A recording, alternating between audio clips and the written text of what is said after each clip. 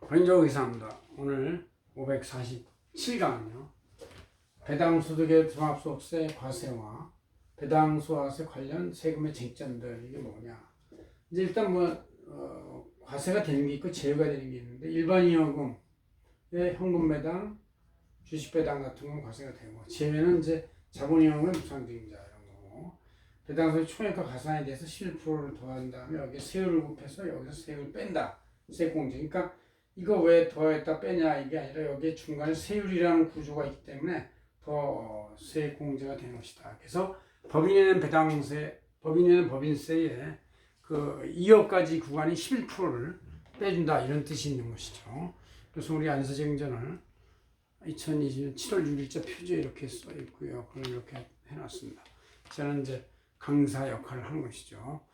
자, 배당소득 종합과세 대해서 관련 쟁점들은 일단 직접 배당에 대해서 과세가 된다. 누적인원금의 현금 배당, 또 주식 배당은 종합소에 합산되고 여기에다 배당소의 소득 총액과 가산, 실부 가산이 되는데 이런 직접적인 배당, 현금 배당 외에 대해서도 과세가 제외되는 경우는 이제 이렇게 배당이 흘러가는 법인, 중간 경유 법인, 도관 법인이라고 해요.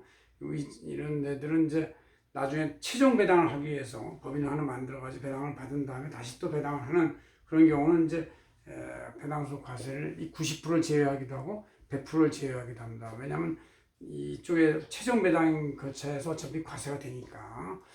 그다음 의제 배당이라는 것도 과세가 되는데 이 경험을 이익준비금이나 기업화 적립금 등과 같이 이렇게 누적시킨 것을 나중에 자본적인 무상증자할 때도 이것도 이 당장의 현금 배당이나 10년이고 5년이고 누적된 것을 나중에 배당하는 거나 비슷하게 잉여금에 대한 과세이기 때문에 과세가 된다 그런 얘기죠. 단 이제 과세 제외되는 것은 잉여금이 아니라 자본준비금이나 재평가 적립금 같은 것은 과세가 제외된다. 그래서 무상주식에서 과세가 되는 것은 이제 이 잉여금적 성격인 자기주식 소각이 2년에 자본적립하는 거, 자기 주식을 다른 주주가 배당받는 경우 이런 건 과세가 돼요. 왜냐하면 추가적 개념이기 때문에, 이익적 개념이기 때문에. 그러나 과세 제외되는 것은 주식 발행 초과금이나 합병 감자 차익 같이 주주가 직접 자기가 낸 돈을 그때 다시 무상증자를 받는 것은 이제 이게 원래 이익여금이 아니라 자기가 낸 자본금에 대해서 원금이 개념이기 때문에 과세가 제외된다. 이렇게 원금에 대한 과세 제외되는 것은 논리상 당연하다. 그런 얘기죠.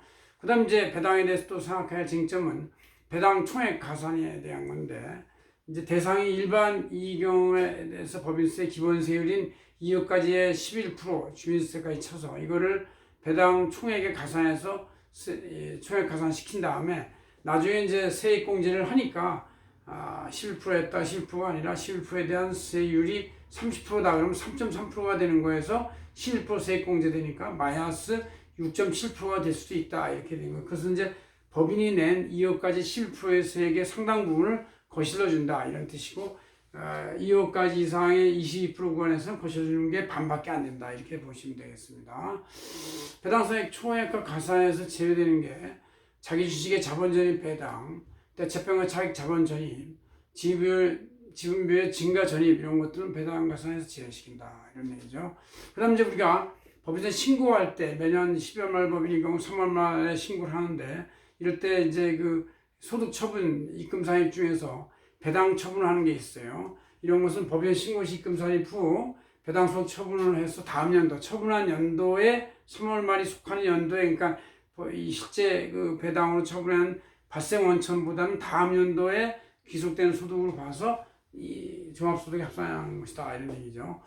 그럼 집합기구의 이 펀드의 이익은 이런 자본시장이나 금융투자 법률상 이익금인데 이제 이 중에서 배당 쪽의 원천인 것은 과세가 되지만 주식투자 수익에 해당하는 것은 손실도 대응될 수가 있기 때문에 과세가 제외되는 건 아직 돼 있고 이걸 제가 계속 과세하겠다는 것이 지난 정부 논리인데 현재 정부는 이거는 손은 안 되겠다 이렇게 돼 있죠.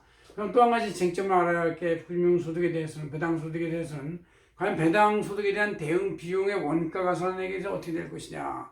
배당소득은 무조건 원가 없이 총액과세가 되기 때문에 투자 손실이나 대응 비용 이런 금융 원가는 인정되지 않는다 이런 얘기죠. 그래서 총액 과세되지 거기에 대한 대응 비용, 이자 비용 이런 것들은 원가로 가산되지 않고 총액 과세된다 이렇게 보시면 되겠습니다.